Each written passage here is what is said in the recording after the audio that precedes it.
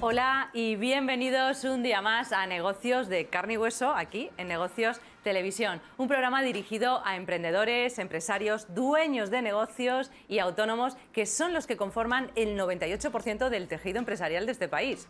Este es un programa hecho por y para empresarios y emprendedores. Por eso hablamos tu mismo idioma y por eso sabemos de tus problemas del día a día y por eso nuestro principal objetivo es apoyarte y darte las herramientas, claves y todo lo que necesites para lanzar tu negocio y hacerlo crecer hasta donde sueñes, porque emprender y a ser un buen empresario se puede aprender. Ya sabes que si eso es lo que quieres, no te muevas porque estás en el lugar adecuado.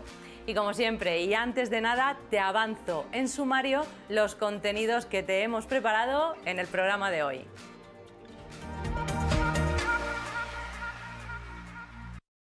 Y empezamos con negocios y emociones, porque como siempre te digo, los negocios tienen alma y corazón. Hoy vamos a descubrir las claves para ser más resilientes y resurgir con fuerza tras una crisis como el ave fénix. Lo haremos con nuestra experta en cerebros, Isabel Sousa, directora del Instituto de Neurocoaching. Y seguimos con emprendimiento social y con Pixineos, una empresa familiar que con sus terapias acuáticas tratan y mejoran las vidas de niños y mayores con discapacidad. Hablaremos con sus fundadores, Juan e Ignacio Vázquez. Y en nuestro espacio ¿Dónde está la pasta?, hoy vamos a conocer los errores que no debes cometer a la hora de buscar financiación. Lo haremos con nuestros expertos Bruno Duró, empresario y autor de Cómo gestionar una pyme y no morir en el intento, y CEO del fondo Innoventure Capital. Y con Miguel Moneo, CEO del Campus 360 y experto en financiación de startups. Y acabaremos con Telementoring, resolviendo todas las dudas que puedas tener en tu empresa, tu negocio o tu startup, sea de lo que sea. No te muevas porque ahora sí, comenzamos ya con negocios y emociones. Porque como siempre digo, los negocios tienen alma y corazón. Y si tus emociones, tu mente y tu cuerpo no están alineados, te aseguro que tu negocio no va a conseguir resultados. Hoy en Negocios y Emociones hablamos de cómo conseguir ser resiliente para resurgir tras una crisis. Y qué mejor momento que ahora para hablar de esto. Y es que tener un negocio significa encontrarse constantemente frente a adversidades y desafíos que cuando no se está preparado, sobre todo mentalmente, pueden acarrear una muerte precoz de la empresa. ¿Pero es posible entrenar la resiliencia? Para contestar esta pregunta y muchas más, tenemos con nosotros a nuestra experta coach, experta en cerebros y directora del Instituto de Neurocoaching y amiga de la casa, Isabel Sousa. Muy buenas. Hola, buenas tardes, Marilo. Pues nuestra experta en cerebros, sabes que me encanta llamarte así. Sí. Bueno, eso es lo que trato, ¿no? El dar claves a las personas para entrenar esta máquina tan potente, pero tan desconocida. Bueno, pues vamos a empezar, si quieres, recordando, Isabel, qué es esto de la resiliencia, porque muchas veces utilizamos términos que ya empiezan a estar en nuestros vocablos habituales, pero hay que recordar qué es, ¿no? Sí, la resiliencia, pues como tú muy bien has dicho, es la capacidad de resurgir frente a una adversidad importante, ¿no? Normalmente cuando hablas de resiliencia te estás refiriendo, bueno, pues a temas bastante fuertes a nivel de cambios o de situaciones nuevas. Entonces, es la capacidad de superar esa situación e incluso de verte reforzado, de salir reforzado. Eso ya como es el aprendizaje mayor, el sumum, ¿no? de la resiliencia. Sí, pero suele pasar, porque como tocas fondo, ya sabes que más bajo de ahí no llegas, entonces sale una fuerza interior que dices, mira, ahora ya lo doy todo, y en ese darlo todo, pues normalmente es que creamos cosas alucinantes, ¿no? Sí, la verdad que este es un momento en el que ser resiliente o aprender a ser resiliente es más importante que nunca, porque con todo lo que hemos vivido, con todo lo que estamos pasando a nivel personal y a nivel empresarial, ¿no? Sí. Es muy importante aprender a serlo, ¿no? Sí. Y como tú siempre nos dices, esto también se entrena, ¿no? Esa es la gran noticia, claro, es que esto se entrena. Claro que sí. Fíjate, ¿sabes que a nivel de estudios científicos está probado que hay cerebros más entrenados para la resiliencia que otros? Entonces es una cuestión de ponerse en marcha y saber que es una capacidad que podemos adquirir. Es más, fíjate, yo haciendo un poco pues el esquema del programa, Claro, yo al final he llegado a la conclusión que probablemente la resiliencia es la habilidad personal más importante de nuestra especie y que nos ha ayudado a llegar aquí. Porque, o sea, si vamos un poco al pasado, ¿cuántas catástrofes hemos superado como grupo, como comunidad, ¿no? Sí, increíble. Y siempre, si lo ves, siempre de esas catástrofes vamos a un pasito más hacia adelante, ¿no? A un pasito Evolucionamos a partir de ahí, ¿no? Como especie y, por supuesto, a nivel personal y en nuestras empresas. Porque, ¿cuáles serían esas fases por las que todo emprendedor o dueño de un negocio pasa, ante una crisis, ¿no? ¿Cuáles serían? Pues mira, esto es un poco como dicen las fases del duelo, pero aplicado a temas de empresa. Entonces, primero es el caos. ¿Vale? Sí. El caos total, el miedo, ¿no? Luego viene una fase de incertidumbre grande y a partir de ahí empezamos ya como un poco a remontar, a tranquilizarnos, a calmar la mente y a enfocarla en buscar alternativas. Y ahí viene, bueno, pues cuando nosotros empezamos a ser creativos y a desarrollar nuevas soluciones. Entonces, es normal, las fases, ¿no? Sí, pasamos por una crisis y luego de ahí nos recuperamos. Tenemos esa incertidumbre, ese miedo, ese estrés que nos genera todo ese cambio y de ahí es donde empieza a venir la recuperación. Es importante identificar, ¿no?, las fases para que el espectador vea, pues mira, pues yo estoy en la fase de miedo, en la de incertidumbre, en la de recuperación, ¿no? Porque a partir de ahí hay que actuar de una manera o de otra. Sí, sobre todo, a ver, yo creo que también a veces es necesario el permitirte estar en alguna de las partes de estas fases un poco más complicadas, ¿no? Y no desesperarte, saber que siempre hay una luz al final y que nosotros vamos a tener esa capacidad de recuperación. Sin duda. ¿Qué condiciones entonces tenemos que tener, Isabel, para ser resilientes? Vamos a meternos entonces ya en harina. Bueno, fíjate que esto es una de las circunstancias que se han estudiado bastante, porque claro, es importante saber qué cualidades tengo que tener para ser resiliente. Yo creo que una de las principales es tener capacidad de adaptación. Y en eso el ser humano se muestra único. Bien es cierto que a veces como que nos cuesta esto de integrarnos en el cambio, sentimos esta resistencia natural de nuestro cerebro a todo lo que es nuevo. ¿No? Pero eso sí sabemos que es simplemente un programa automático de nuestro cerebro y tenemos la certidumbre de decir, bueno, es que el cerebro a veces me miente, ya sabes que es un poco miedosillo, ¿no? Y entonces, bueno, pues saber el superar ese primer obstáculo y decir, bueno, es que yo tengo capacidad de adaptación. De hecho, seguramente yo puedo buscar en mi historia privada ejemplos de momentos en los que yo he superado determinadas cosas que pensaba que no. Entonces, bueno, pues esto es importante. Lo segundo es entrenar al cerebro para ser resiliente. Es decir, fíjate que hay una parte del cerebro, que es el córtex prefrontal, la parte más racional, que cuanto más la entrenamos, cuanto más fuerte es, sobre todo la parte izquierda, mayor capacidad tenemos para parar las conductas impulsivas, para crear y desarrollar más pensamientos positivos y para equilibrar, inhibir las reacciones que no son positivas frente a acontecimientos externos.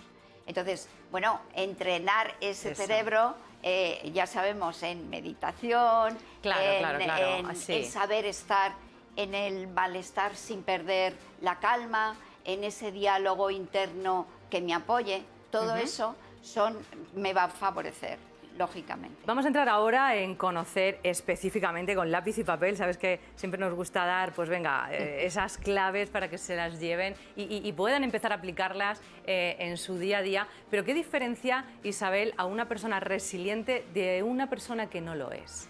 Pues para mí la principal diferencia es que uno es una víctima y otro es protagonista de su vida y lo sabe. O incluso podríamos decir más que protagonista, director, que es el que dirige a los protagonistas, ¿no?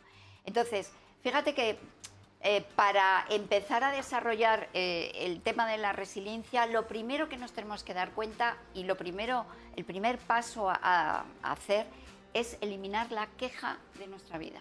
Porque si ya la situación es complicada, que yo me queje no me va a ayudar en nada. Es lo peor, pero es que no te ayudas a ti y no ayudas a los que tienes a tu alrededor, porque estar con una persona que está permanentemente quejándose y en la queja es que genera, en los equipos, en todo, genera pues esa tensión constante de que qué mal está todo y no es así, ¿no? Además es que si tú a base de quejarte estás reforzando ese mecanismo, ese programa, y lo único que le estás mandando señales a tu cerebro de que eres una víctima.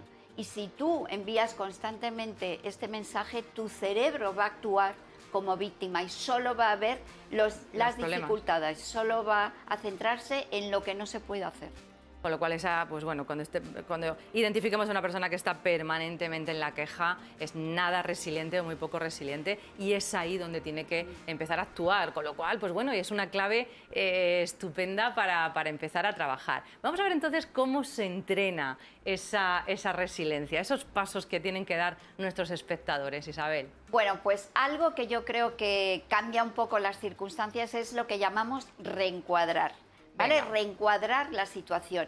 ¿Qué significa? Significa, bueno, poner otro marco a lo que está pasando y visualizarlo y verlo desde una perspectiva o desde un ángulo distinto. Por ejemplo, si yo en vez de pensar o repetirme, esto es un desastre, mira lo que ha pasado, lo que no puedo hacer, yo me pregunto, ¿cuál es la oportunidad que todavía no estoy viendo? ¿Vale? Entonces, parece que no, pero las preguntas que nos hacemos son fundamentales porque dirigen el cerebro, date cuenta que es obediente, entonces va constantemente a darte respuesta a la pregunta que tú hagas. Si yo me pregunto, ¿por qué esto me ha pasado a mí? El cerebro me va a decir, mira, te ha pasado porque tal, porque cual, porque y tal. ya te busca todas las justificaciones y ya te quedas ahí. Es que de ahí no sacas nada. Claro. Pero si yo le pregunto, bueno, ¿cuál es la oportunidad que aún no estoy viendo? El cerebro empieza, venga, oportunidad, ¿dónde está? Me enfoco en otras partes de la realidad. Y eso lo estamos viendo en todas las oportunidades empresariales que están surgiendo de esta crisis. Y en cómo nos estamos reinventando todos los empresarios, todos los negocios, pues porque, bueno, si sales de la queja y eres capaz de abrir ese encuadre que dice Isabel, de repente las oportunidades aparecen, porque la vida está llena de oportunidades maravillosas. Claro que sí, y muchas empresas se pueden ver reforzadas, porque fíjate que otro aspecto muy importante es entrenar esa capacidad de reinvención. Claro. O sea, hemos visto muchísimas empresas que no la han tenido esa capacidad y han muerto. Por ejemplo, Kodak. Claro. Bueno, pues no supo ver, o lo vio, pero creyó que la cámara digital no era nada interesante. Bueno, pues ahí él puso todos los palos para estar fuera del mercado, ¿no? Hay un entrenamiento que te he oído alguna vez y que me gusta mucho, que es el de practicar la renuncia alegre. Cuéntame esto, cuéntanos. Pues sí, mira, ¿en qué consiste también? Pues consiste en que no necesitamos, para que nuestro negocio vaya adelante o para que nosotros nos encontremos bien, muchas veces no necesitamos tantas cosas y tantos requisitos como nos planteamos. Es decir, que nosotros podemos muchas veces, con lo que nos ha quedado de la empresa, con la situación, podemos renunciar, por ejemplo, alegremente a vivir la misma situación que antes y empezar de nuevo. Pero es una actitud mental que te descarga la mochila. Es decir, son esas actitudes que te ayudan a ir ligero, a avanzar, a no quedarte estancado en el pasado. Entonces, renunciar alegremente pues yo en el pasado hacíamos, o esto antes vendíamos, o no, ya estamos en un momento, renuncia a eso. De manera alegre, empieza de nuevo, sí, con actitud, quiere decir. Y encontrar el sentido de la vida, esa me encanta. Bueno, esa es fundamental porque esa es la estrella polar, ¿no?, que te va guiando por el camino, a pesar de que a veces la noche pueda ser muy oscura. Si tú tienes un para qué potente, como decía Nietzsche, ¿no? Cuando tú tienes un para qué, te vale o puedes superar casi cualquier cómo, ¿no? Y eso es lo que te da el propósito, el tener claro para qué estás haciendo lo que estás haciendo y cuál es el objetivo de tu negocio, ¿no? Bueno, pues con esta frase estupenda, te iba a decir, danos una frase de esas tuyas para acabar, pero creo que ya nos la has dado, encontrar el sentido de la vida, y con Nietzsche y contigo, Isabel, nos quedamos. Muchísimas gracias por enseñarnos a ser más resilientes y bueno, y por formar parte de este equipo y de este sueño también. Gracias, pues gracias Isabel a ti, Marilo, muchas gracias. Pues vamos ya con nuestra siguiente entrevista, y es que según la Confederación Empresarial Española de la Economía Social, CEPES, 6 de cada 100 empresas y entidades del sector privado pertenecen a la economía social. El emprendimiento social empieza a coger fuerza en el mercado, impulsado principalmente por la generación millennials. Hoy te traigo a una empresa familiar que nace desde la vocación de ayudar, de darse en cuerpo y alma para que la vida de otros mejore, y que son un gran ejemplo de emprendimiento social.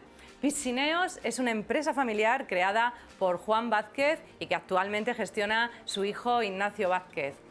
Os pongo en situación. Juan Vázquez fue nadador de competición, entrenador y Premio Nacional Olimpia por su labor de promoción de la actividad deportiva entre las personas con discapacidad intelectual, física o sensorial. Y ahora su hijo Ignacio continúa el legado de sus padres en este centro pionero en el entrenamiento acuático para personas con discapacidad física o intelectual. Con una metodología basada en la kinesiología y en la neurobiología, donde el entorno acuático es clave, tratan y mejoran las vidas de niños y mayores con discapacidad. Muy buenas, Juan. Bienvenido. Muy bien. Me he quedado absolutamente maravillado de la presentación que has hecho. ¿Ha sido? Pues es lo que sois vosotros. Sí. Hola, Ignacio. ¿Qué tal, Marilo? Hemos hablado muchas veces de vuestra presentación. Ignacio ya se la tiene que saber a la perfección. Bueno, Juan, lo primero, encantada de teneros aquí y de tener emprendimientos como los vuestros que nos llenan también el alma, nos llenan el corazón, porque es un esfuerzo de toda una vida que ayuda además a tanta gente y que queremos que nos contéis vosotros en primera persona. Así es que, Juan, si te parece, cuéntanos qué es Piscineos. Pues mira, acabo de oír a Isabel y en definitiva yo creo que en este momento Piscineos es nuestro objetivo en la vida, es decir, que es nuestro sentido en la vida, por lo menos el mío. La misión de vida, ¿no? Tengo la sensación de que Ignacio va por ese camino. Y bueno, ahí estamos intentando sortear todas las dificultades, que son las que está sorteando sobre todo Ignacio muy bien y con éxito. Y nosotros solamente estamos detrás apoyando en lo que nuestra experiencia y los años nos han ido enseñando para que le puedan ser útiles a él, nada más, pero en este momento es nuestro sentido vital. Bueno, a él y a todos los niños y a todas las familias que ayudáis con vuestras terapias, Ignacio, porque tenéis una metodología propia pues basada en kinesiología, en neurobiología. Contadnos un poquito de qué va esto, Ignacio. Todo esto parte de... Es un árbol y, bueno, y las ramas, las raíces han sido mis padres y, bueno, mi padre se ha dedicado siempre a toda su vida profesional al tema del estudio, de trabajar con personas con discapacidad. Siempre ha estado motivado por comprender más la fundamentación biológica de las personas con las que trabajaba y cómo fundamentar esa metodología aplicada a su trabajo, ¿no? Entonces, bueno, eso ha sido una trayectoria de muchos años y yo entré ahí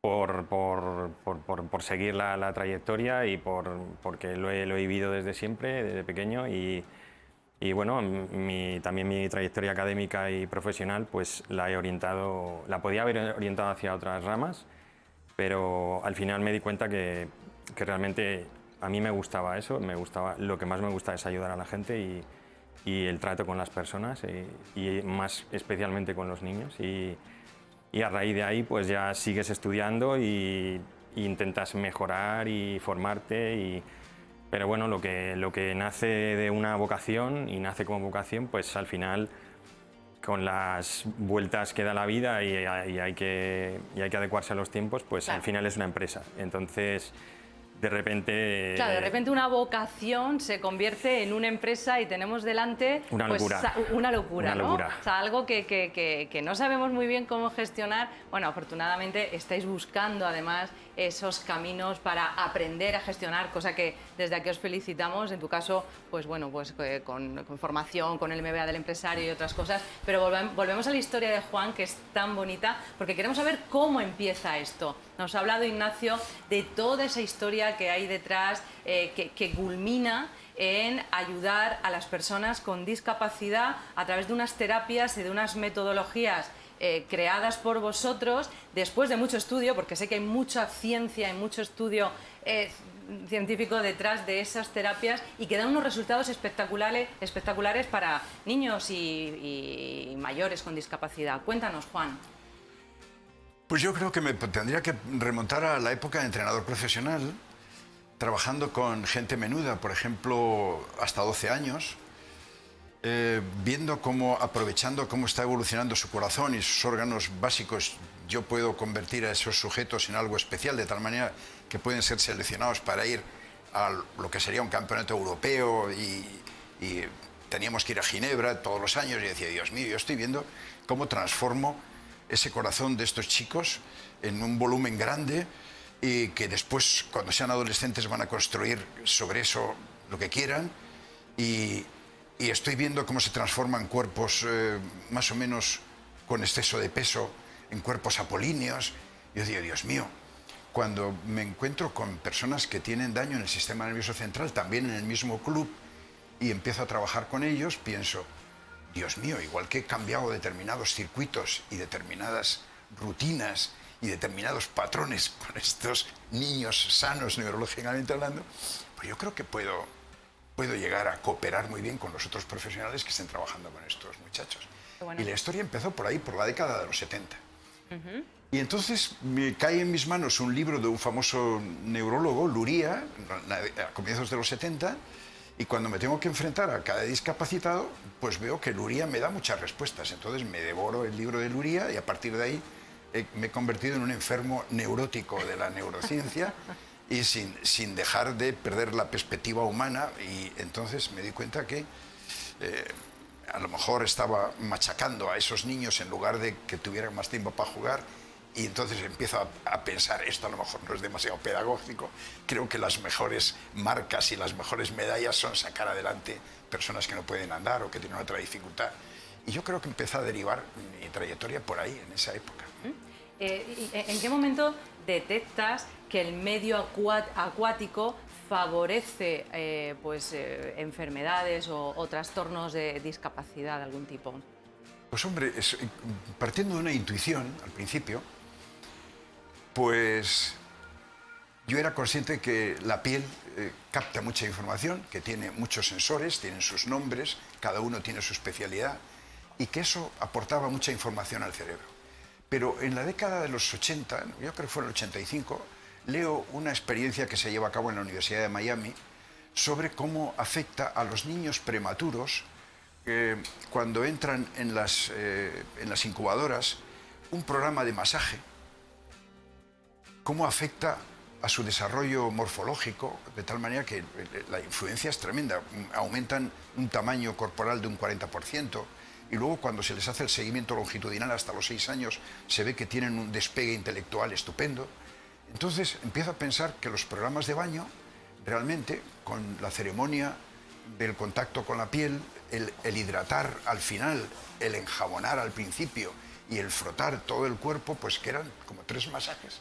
Y empiezo a darme cuenta que realmente ahí no solo era una intuición, sino que realmente Daba resultados. Desde los primeros meses, trabajando en el baño de casa, no necesariamente en la piscina, hay un despegue importante. Y claro, eso ya se une al resto de ventajas de las que no quiero entrar porque... Bueno, estáis aquí, es vuestro momento, tenéis que Ya, entrar no, no. porque es tan bonito lo que hacéis y esta es la oportunidad para que mucha más gente la conozca. Por eso quiero que Ignacio nos cuente de que ahora está, a partir de lo que creó tu padre y de todo ese legado, bueno, tu madre creo que también está, Sí. está involucrada, Hay un una empresa alma. familiar completa, desde aquí la saludamos. Pero ahora, bueno, tenéis una metodología específica que ayuda a muchísimos niños con síndrome de Down y con otras, pues bueno, con otros trastornos neurológicos. Cuéntanos un poquito, Ignacio, ¿en qué consisten? A ver, nuestra actividad se denomina hidrocinesiterapia.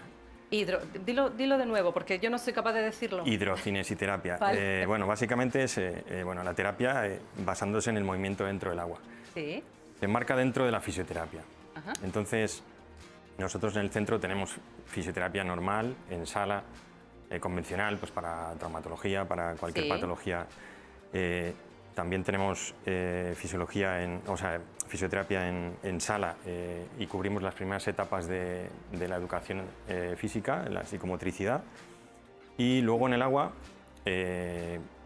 utilizamos el medio precisamente para... Nosotros, como bien has dicho, trabajamos con chavales, con niños y con adultos que están afectados por patologías graves y que la mayoría de ellas no tienen cura, y no solamente son niños o personas que pueden evolucionar lentamente, sino que a veces involucionan debido a... ¿Cómo ayuda vuestra metodología y el tratamiento empático?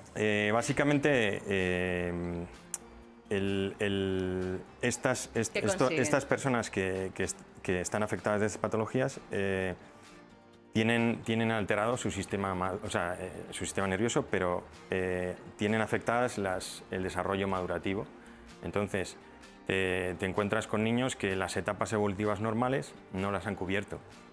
Entonces, tú dentro del agua puedes trabajar esas etapas, puedes reforzar esos patrones y esas posiciones que se pueden reforzar fuera y dentro del agua, pero el agua como medio físico permite movilizar a esas personas de una forma que es inimitable. Es decir, no puedes hacerlo en una colchoneta, no puedes hacerlo en otro medio, igual que lo haces en el agua. Aparte de que, junto a lo que ha comentado mi padre, de la implicación sensorial que eso tiene, pues eso, dado que la piel, nosotros siempre asociamos algo placentero, algo de descanso, ¿no? Una duchita, me voy a dar un baño, tal. El hecho de hacer esa actividad inmersos en ese líquido, nuestro cerebro tiene un espacio muy importante para la información que proviene de la piel. Entonces, son niños que tienen afectados muchos de sus sistemas, entre ellos, pues eso, muchos no tienen lenguaje, la percepción que ellos tienen del entorno no la sabes a ciencia cierta. ¿Qué Entonces, tipo de patologías o de trastorno neurológico es el que mejor se trata? Pues para gente que nos esté viendo y que pueda estar interesada. Sé que trabajáis mucho con niños con síndrome de Down, pero ¿qué más? A ver, nosotros tenemos niños con enfermedades raras, con síndromes. Los síndromes, hay miles de síndromes. Hay miles, ¿no? Y cada síndrome es un cajón desastre en el que una persona puede tener síndrome de Down y estar aquí en este lado, Claro, y otra persona puede sí. tener síndrome de Down y estar en este lado. Cierto. Y cada persona y cada niño y cada paciente es único. Entonces, el agua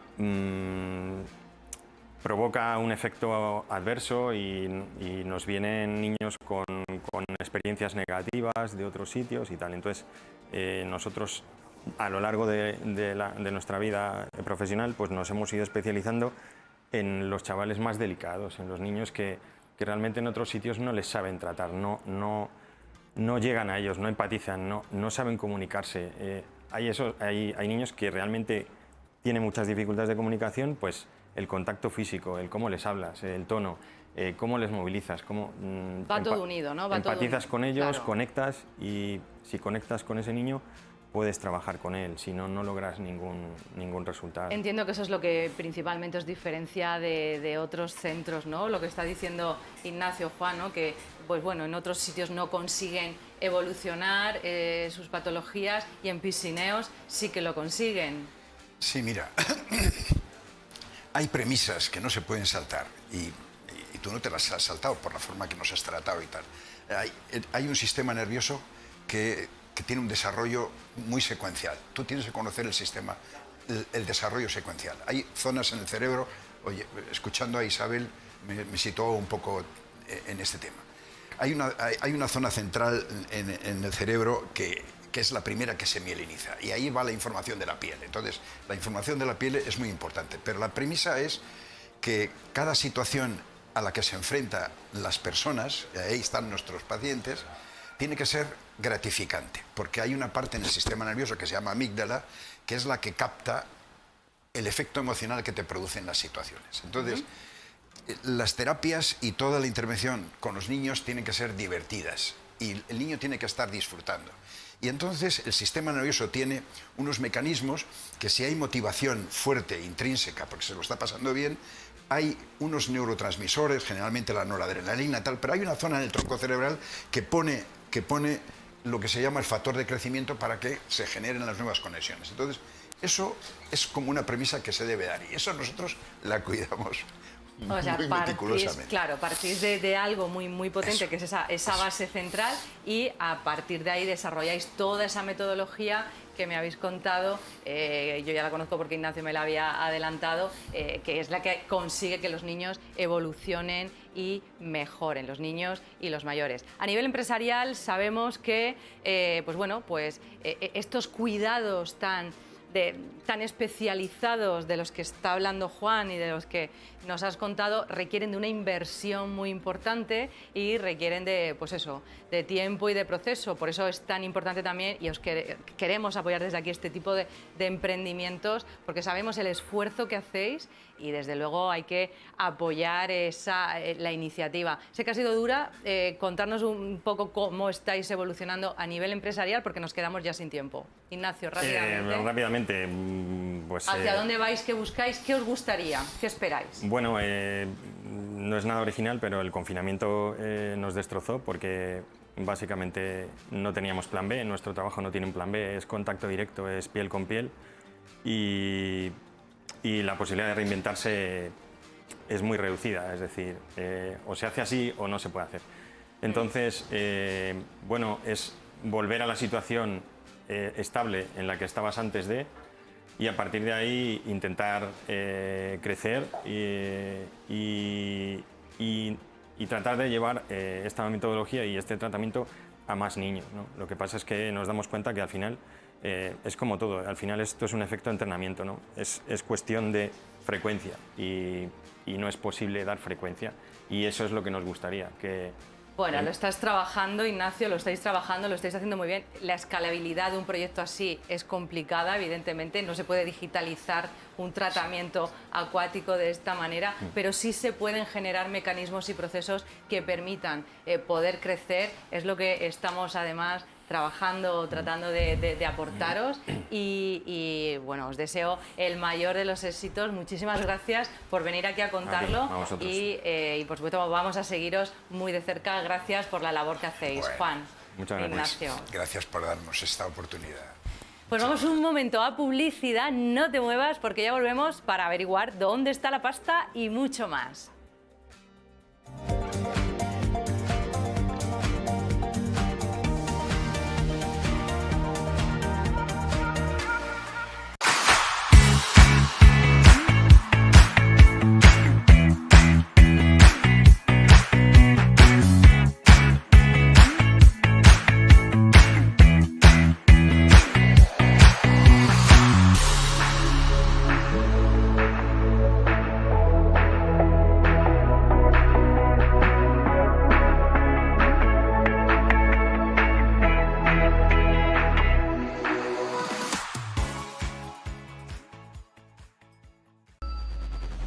Localizarnos ahora es más fácil.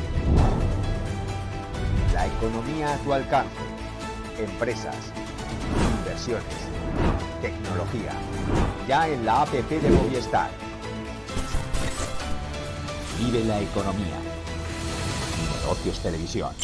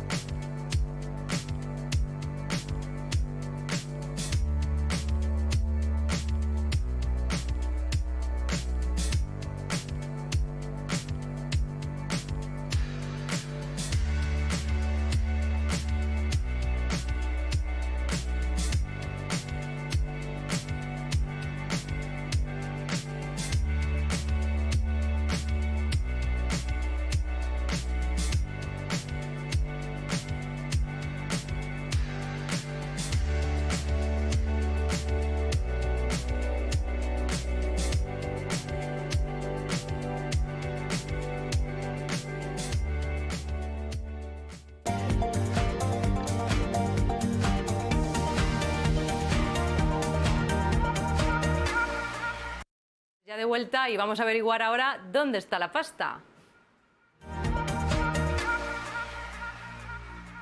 Porque como cada semana nos toca ya dedicar unos minutos a hablar de financiación, a averiguar dónde está la ansiada pasta para nuestros negocios, empresas y startups.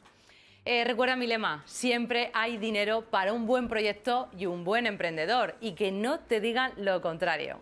Hoy vamos a encontrarla con el empresario Bruno Duró, CEO del fondo Innoventure Capital, presidente del Círculo de Economía de la región de Murcia y autor del libro Cómo gestionar una pyme y no morir en el intento. Y también con Miguel Moneo, CEO del Campus 360 y experto en financiación de startups. Con ellos vamos a hablar de los errores que no debes cometer a la hora de buscar financiación para tu empresa. Muy buenas tardes, Bruno. ¿Qué tal, Mariló? Encantado. Pues encantada de tenerte aquí, Miguel. Buenas tardes. Buenas tardes, ya eres Mariló. de la casa, pero bueno, estás como siempre en tu sitio. Bueno, vamos a empezar hablando con Bruno y recordando que es, o sabiendo que es Innoventure Capital, que es tu fondo, ¿no? Tu fondo de inversión con el que invertís en startups. Vamos a conocerlo un poquito más. Después de muchos años de gestionar pymes, hace como 6 o 7 años, Sí. empezamos con el mundo de las startups, y invirtiendo primero. Y hace poquito tiempo pues, hemos montado un vehículo de inversión con Sí. empresarios y profesionales de Murcia en gran parte, pero también de Madrid, Alicante, de Almería. Y bueno, lo que hacemos es invertir en startups en fases muy iniciales, Qué porque bien. hace falta. hace falta. Nos encanta, por eso además te quería traer por muchas más cosas, pero tener fondos o tener posibilidades de gente que crea y que invierta en proyectos en fase muy semilla es fundamental. Desde aquí lo decimos siempre. O sea, en España tenemos como una especie de vacío de proyectos, ¿verdad, Miguel? Presemilla hasta... Es más fácil encontrar en España 5 millones que 50.000 euros. Correcto. Entonces, ojo, hay que empezar a cubrir esa fase. Así es que Innoventure Capital la cubre. Empezasteis a invertir en empresas murcianas, buscando ahí el invertimos ya potencial, pero ya toda invertís en toda España. Cuéntanos qué tipo de inversiones, de sectores os gustan y qué tipo de emprendedores pueden ir a Innoventure Capital. Bueno, a mí me gusta decir que somos agnósticos, ¿no? Es decir, que no formamos parte de ninguna tribu en el sentido de especialistas. Yo digo, a mí me gusta decir que yo suelo invertir, me gusta invertir en cosas que entiendo, ¿no? Para empezar, ¿no? Que es la primera. Entonces, a partir de ahí, unas cosas que he ido aprendiendo con los años es que cuando la gente me pregunta qué es lo más importante de una startup o para el éxito de una startup, la ejecución. Es decir, un buen equipo. Sin duda. Y hace falta una buena idea, que tenga un claro valor diferencial, pero el éxito o el fracaso al final depende mucho más del equipo y de cómo ejecuta el proyecto. Sin duda, ¿verdad, Miguel? Lo decimos siempre en negocios de carne y hueso. Ideas nos llegan muchas a los inversores, pero realmente lo que nos enamora y lo que nos decide a invertir es el equipo y la ejecución que hay detrás y dónde vamos a poner nuestro dinero, en las manos de quién, ¿no? Sin lugar a dudas, ¿no? Es el emprendedor y con quién se rodea el emprendedor. Claro. ¿no? Porque emprendedores solos es mucho más complicado y más difícil. Pero lo ha dicho muy bien Bruno, es el equipo que hay detrás el que va a hacer que esto sea un éxito. Estáis en muchas participadas ahora, estáis buscando más participadas, cuéntanos. Bueno, yo he invertido ya como en 12 o así a lo largo de los años, pero ahora este vehículo lo hemos arrancado en enero. Vale. Ya hemos invertido en 2 de 5 que hemos presentado, por lo tanto el índice es bueno. Y nuestra idea es invertir entre 8 y 10 al año. ¿Con qué que es un tickets buen número. medios? Bueno, como invertimos en fases iniciales, Sí. estamos en alrededor de 100.000 euros de ticket medio, De ticket medio. en la que son varios de los inversores los que entran. En algún caso podemos ir un poco más allá o algo por debajo, depende de la fase de la startup. Pero como nos gusta invertir en fases iniciales porque queremos aportar algo más que dinero, normalmente la necesidad que hay en esa fase no es de mucho más dinero, tú lo has explicado muy bien. A medida que va creciendo es más fácil ir encontrando dinero. Sin duda. Pero ahí hay un momento donde no hay nadie que ponga ese dinero Exacto. inicial, ¿no? ¿Y algún sector específico que os guste más que otro? Pues te voy a decir la verdad. Pero nos gusta invertir en cosas que entiendo. Sí. Y esto es tan importante para los emprendedores que no son capaces muchas veces de hacerse entender con un teaser pequeño, con un one page. Tienen que entenderos. Y es que la gente no trabaja el deck, no trabaja el discurso, no se esfuerza en ese punto. Y si no se entienden, van a pasar al siguiente. Es que lo ha dicho Bruno. Yo siempre les digo, tenéis que contarlo para que lo entienda vuestra abuela. Claro. Porque Sí, si no, al final, porque el inversor, como lo has dicho muy bien, vemos muchos proyectos seguidos y a veces nos miramos diciendo, ¿te has enterado de algo? No, pues al siguiente.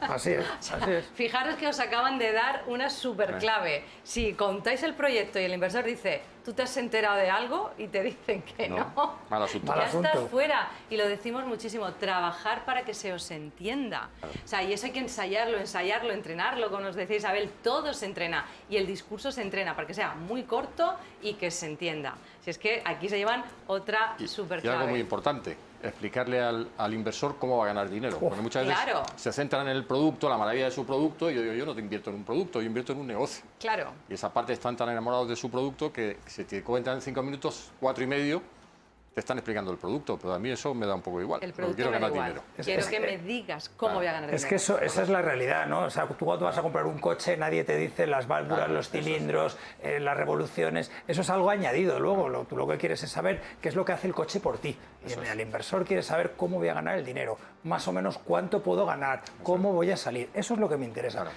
Y luego ya me lo cuentas con detalle Eso es. si lo primero me ha encajado. Pero si no me encaja lo primero, ni me lo cuentes. Sin duda, sin duda. Bueno, ya tenemos un montón de claves y vamos a decir los errores que no deben cometer, pero ya estamos contando también lo que se tiene que hacer, que al final nos puede la emoción. Pero es que tienes un libro que me encanta, Sí. que es Cómo gestionar una pyme y no morir en el intento. Tú ya llevas 30 años, Sí. pues como... Suena como- mucho, con suena un poco mayor, trayectoria- pero sí. Bueno, yo llevo 20 y tantos, 25 casi, o sea que Sí. ya tenemos, pues eso... Un pozo, ¿no? Ya tenemos pozo, pero eso es lo chulo, que, Claro. que desde la experiencia podamos aportar y podamos ayudar en los caminos de Claro. otros que están empezando. Es que es tan bonito que nos emocionamos aquí cada día diciéndolo, ¿no? Pero bueno, habrás visto muchísimos errores Claro. y aquí vamos a tratar de identificar los principales errores que hemos visto en estos años para que no los cometan. ¿Cuáles serían para ti, Bruno? A ver, yo el libro lo he centrado en un tipo de, ya no tanto en las startups, sino Sí. más en la pyme, Pyme, que quiere crecer. Vale. La pyme que quiere dejar de ser una muy pequeña empresa y quiere crecer. Y entonces ahí es donde ese salto es muy difícil. Y ahí es Cierto. donde hay una serie de cambios que empiezan por el empresario, de darse cuenta de que el modelo que ha funcionado cuando él tenía un pequeño negocio, pasar de ser negocio a empresa, tiene que cambiar su mentalidad, sobre todo, ¿no? Y apoyarse en equipos profesionales, en organización, en delegar. Es muy difícil mantener la mentalidad un poco de, que es lógica cuando empiezas un negocio, es decir, yo lo tengo todo muy claro, lo que hay que hacer, y lo que quiero es gente que ejecute. Claro, claro. Cuando creces ya no te vale eso, necesitas gente que piense por su cuenta y que tienes que darle la capacidad de tomar decisiones. Pues ese salto, para mí, es el más difícil que se produce y muchas empresas no consiguen crecer porque no son capaces de dar ese paso. Pero fíjate, no son capaces de dar el paso y no sé si coincides conmigo, es a nivel Sí, sí, mental. mental, totalmente, es sí. el empresario el que no consigue salir es. de realmente su zona de confort, de lo Eso que es. lleva haciendo toda la vida, de lo que sabe hacer muy bien. Claro. Bueno, primero es el paso, como bien has dicho, sí. de... Oye, de dejar de ser autoempleado, de dejar de ser profesional y decir, no, ahora quiero ser empresario, dar ese salto, pero se estancan porque no son capaces mentalmente de verlo. Y en tu Cambiar. libro lo cuentas, ¿no? Sí, sí, bueno, por ejemplo, hay un caso que yo le repito mucho a los empresarios. Pero al final quieren delegar y entonces delegan, pero quieren que la gente a la que han delegado haga las cosas como ellos las harían. Sí. Todo lo que van buscando No suena. es, efectivamente, son al final gente que reproduzca exactamente su misma forma de actuar. Sí. Y eso no funciona así. Entonces, claro, al final tú necesitas gente que se pueda equivocar o que pueda hacer las cosas a su manera para llegar al mismo sitio, pero tienes que dejarles actuar y a veces equivocarse. Y eso es muy difícil de conseguir. Eso que ha dicho Bruno es una estás frase de riendo Steve por Jobs. algo, tú te estás riendo por algo. Pero es una frase de Steve Jobs. Nosotros no contratamos a los mejores para Eso es. decirles lo que tienen que hacer. Correcto. Contratamos a los mejores para que nos digan lo que tenemos que hacer Efectivamente. nosotros. Y eso es muy difícil de meter en la cabeza. La Es muy pyme es muy difícil, difícil, sí, es cuesta muy mucho. difícil. Y desde luego, Miguel, también lo vemos con asiduidad, ¿no? Es más, o sea, los errores se acaban siempre repitiendo, ¿no? Es como... Sí, siempre. Siempre son los mismos. Sí, porque al final quieres mantener lo que ha funcionado para un resultado, como digo yo, un output de 1, Claro. pero es que tú estás buscando un output de 5 ahora. Entonces no puedes replicar lo mismo, tienes que cambiar procesos y ya no hablemos de digitalizar, escalar todos los procesos manuales tienes que intentar redirigirlos a que sean escalables Claro. y automatizables, Claro. porque nunca vas a crecer si no. Y a nivel de financiación, ¿cuáles son los principales errores que habitualmente encontramos? Bruno. Bueno, pues, a ver, a nivel de financiación, Perdón, me queda ahí. es un tema complicado, porque si hablamos de una startup, Sí, no te arrimes a un banco porque no te va a dar dinero. Cierto. Porque yo en Gran plan de error. broma digo que la startup por definición está quebrada. Entonces al final si vas a un banco con una empresa quebrada, pues no te van a dar dinero, ¿no? Entonces al Sí. final ahí está la figura de los inversores, los business con lo cual angels primero y tal. tienes que identificar, que mucha gente no lo sabe, Claro. si es una startup, Eso si es. nace con vocación de startup o Eso es, naces o- con vocación de pyme. Eso es. Entonces, porque la Claro. forma de financiación es muy La distinta en diferencia función de lo es que tú quieras ser. la pyme ya debe estar facturando y generando ingresos y lo que necesita es una tesorería para alcanzar su crecimiento. La startup necesita tesorería para intentar demostrar que efectivamente lo que está haciendo tiene sentido, ¿no? Sí. Entonces hay una diferencia grande. Una vez dicho eso, estamos en un momento para la pyme muy complicado, con toda esta concentración de entidades financieras, Sí. cada vez, porque yo siempre le digo a las entidades, digo, 1 más 1 no es 2, es 1,5 generalmente, ¿no? Pero al final, cuando se juntan, Sí. empiezan a mirar los riesgos y dicen, a la suma de los dos puede ser mucho, ¿no? Entonces, al final, yo creo que es muy importante que empecemos a trabajar cada vez más en la parte de desintermediación, es decir, en buscar el recurso al mercado de capitales, la emisión de bonos, buscar soluciones alternativas, porque esto, antes o después, cada vez va a ser más difícil. De hecho, yo iba a decir que el principal error que cometen tanto pymes como startups es no tener clara una hoja de ruta de financiación genérica, duda. ¿no? Claro. El no tener, y además es normal, ¿no? Porque la startup o la pyme no tiene por qué tener unos conocimientos financieros profundos, ¿no? Pero el hecho de no tener claro la hoja de ruta donde puede financiarse, de no Sí, contar con ese mapa de decir, ahora es mejor un poco de esto, luego es mejor un poco de otro, en función de la fase en la que esté mi proyecto, pues es complicado. Y eso es lo que les lleva a tomar decisiones erróneas, porque puedes financiarte de una manera u otra, pero estás utilizando quizás el instrumento o la parte que no es adecuada. Igual estás cediendo mucho capital cuando podías tener una financiación pública mucho más blanda, o al revés, o realmente tu única posibilidad es el capital y estás obsesionado en pedir distintas financiaciones públicas que no te van a dar o no te van a llegar a ningún lado. Y eso es muy importante, acompañarse siempre de expertos, porque si tu empresa no tiene nada que ver con el mundo financiero, igual no sabes de ese tema. Y si lo que tienes que hacer es un buen approach de marketing, vas a llamar a la gente de marketing, ¿vale? Si tienes que hacer un buen approach financiero y de obtener fondos, tendrás que llamar a la gente que sabe obtener fondos. Y ese es el gran problema, que la gente no es capaz de darse cuenta de eso. En mi libro, una de las píldoras se llama así, la caja es el rey, porque tú al final en una empresa, en un momento dado puedes perder dinero, no pasa nada, porque puede ser un tema puntual, pero si te quedas sin caja, ya no hay solución, ¿no? Por lo tanto, la muerte de la empresa viene por la caja, no viene por los beneficios o la falta de beneficios. Vale, esa es una píldora, queremos que nos des al menos alguna más. Sí. Esa es las empresas mueren por la tesorería, esa también es píldora de negocios de carne y hueso. ¿Qué otra píldora Bueno, tienes ahí en ahí- tu libro para descubrir? Me gustan mucho porque las he escrito yo, pero bueno, hay una, por ejemplo, que en general, porque claro, yo al final lo que he intentado es buscar píldoras de casos que se han ido reproduciendo, lo decía antes Miguel, que se van reproduciendo pautas Sí. en empresas distintas, en sectores diferentes, ¿no? Entonces hay una, por ejemplo, que yo he hablado un poco antes de eso, del el compositor y el director de orquesta. Sí. Y explico que el empresario es el compositor, es el que ha creado la partitura, pero se cree que porque ser el compositor es quien mejor va a dirigir la orquesta. Y sin embargo son talentos diferentes. Lo que el director de orquesta es alguien que es capaz de hacer trabajar a la orquesta de una forma armónica. Y el compositor no tiene por qué tener ese don.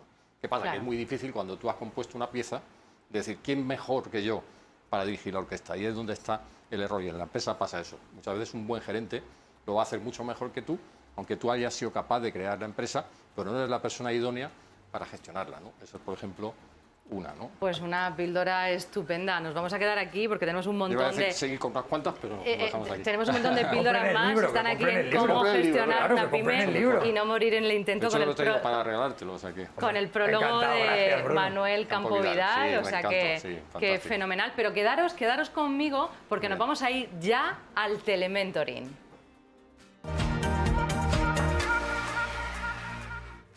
Ya sabes, el telementoring de carne y hueso, ese espacio en el que tratamos de resolver todas las dudas que te puedan surgir, estés en la fase en la que estés con tu idea, con tu proyecto o con tu startup. Aquí tratamos de darte todas las respuestas con esa visión 360.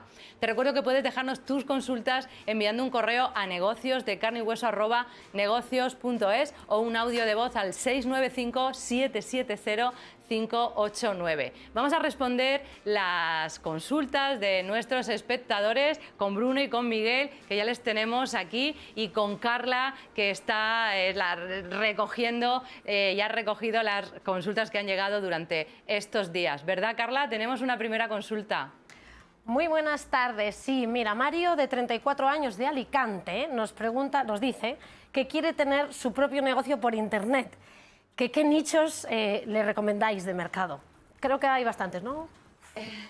Pues bueno, oye, me gusta la ingenuidad yo voy a empezar de los emprendedores. Lo primero voy a felicitar a Mario por darse cuenta que lo primero que tiene que hacer es preguntar e informarse. Cierto, porque cierto. Dada la pregunta está un poco pez, entre comillas, ¿no? Dicho esto, yo siempre digo lo mismo. Para montar un negocio tiene que ser algo de lo que te guste, de lo que entiendas, de lo que seas un apasionado, claro. De lo que antes hemos tenido a piscineos, se nota que son apasionados, les encanta, lo viven. Está claro que para montar un negocio tienes que saber y entender y disfrutarlo. Entonces busca en lo que eres experto, en lo que se te da bien y de ahí puedes sacar ideas. Claro. Eso número uno. Y número dos, intenta que esas ideas vayan un poco alineados, como dijo un invitado nuestro hace poco, con los objetivos de desarrollo económico que hay en estas 17 planteamientos de desarrollo económico que hay, sostenibilidad, igualdad. Esta confluencia de negocios es subirse a una tendencia que hay. Si algo que te gusta pega con eso, tienes tu negocio. Sí, más que nichos en general, es tratar de identificar, como bien dice Miguel, esas oportunidades y saber en lo que eres bueno y en lo que puedes destacar. Tenemos otra consulta, ¿verdad, Carla? Sí, mira, Diego nos escribe desde Toledo y nos da la enhorabuena por el programa. Dice que llevo 6 meses como emprendedor y solo gano lo suficiente como para mantener la empresa a flote. Es una situación agobiante y fastidiosa.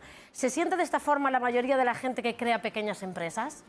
Pues me temo que sí, ¿verdad, Sí, Bruno? sí, la verdad ¿Qué le que decimos? Sí, al final, de todas formas, uno tiene que saber el tipo de empresa en la que está. Es decir, hay empresas que son para un autónomo, para ganarse la vida. Exacto. Y tampoco tienes que aspirar a mucho más. Y con eso es suficiente. Oye, tener tu propio puesto de trabajo y no depender de terceros ya es un éxito.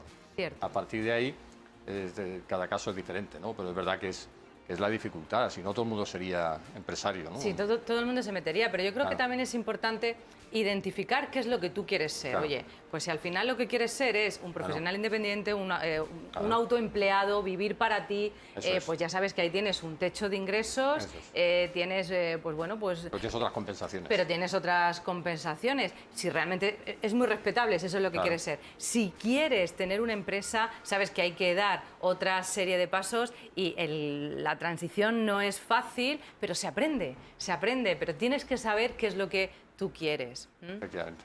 Bueno, Carla, tenemos otra consulta, ¿verdad? Sí, María de Madrid nos pregunta qué son las empresas unicornio. A ver si la podemos ayudar.